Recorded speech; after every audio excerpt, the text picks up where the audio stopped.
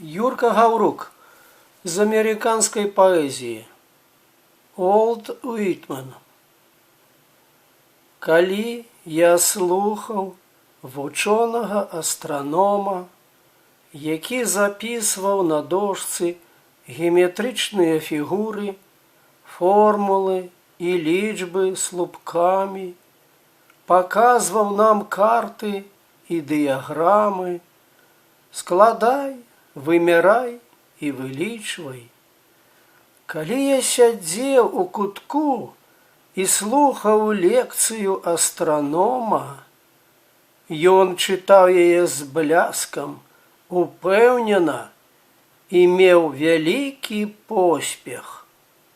Сам не знаю чаму, я адчуў сябе дрэнна. Вяласць і ўтома скавалі мяне. Не дачакаўшыся канца, я выйшаў з аўдыторыі на волю, у начную свежасць, у сіні прастор. Як ціха, якая невыказная гармонія. Я глянуў угору, убачыў сапраўдныя зоркі, і мне стала лягчэй.